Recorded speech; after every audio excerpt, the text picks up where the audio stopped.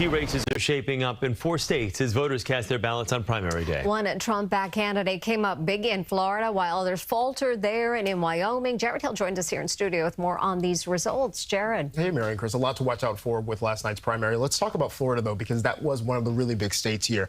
We do know that this was a huge one to replace the outgoing Governor Ron DeSantis. Republican Byron Donalds it will face off against David Jolly, who's a former Republican turned Democrat in the state. Donalds would be Florida's first black governor if he wins this race.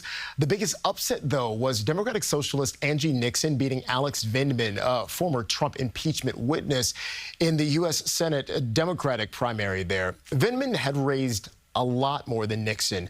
What's also interesting is that 2 of the party's House incumbents beat progressives in their primaries, all of it continuing this conversation about the future direction of the Democratic Party as we see this more progressive arm of the party gaining more attention and popularity. Yeah, that Vindman result with the amount of money that he has spent was surprising. So what do these results tell us about President Trump's influence over the Republican Party as we head towards November? Yeah, I mean, that's one of the big questions, because for the longest time, President Trump had been seen as essentially a kingmaker when it came to the Republican Party.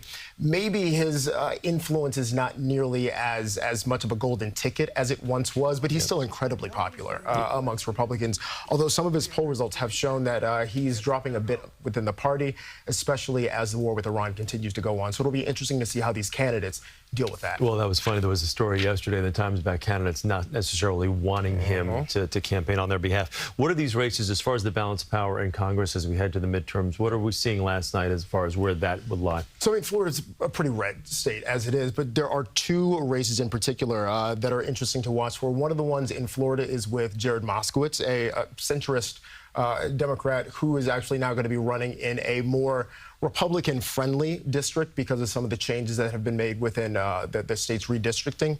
And then in Alaska, a really interesting race, this one with the Senate race, it's considered to be a toss-up as Democrats try and flip the Senate. And looking at some of the results from last night, the current senator who's in place, Republican, came in second in their sort of open primary. So again, it'll be interesting to see if Democrats can pull that one out as well. Okay. Jarred Hill.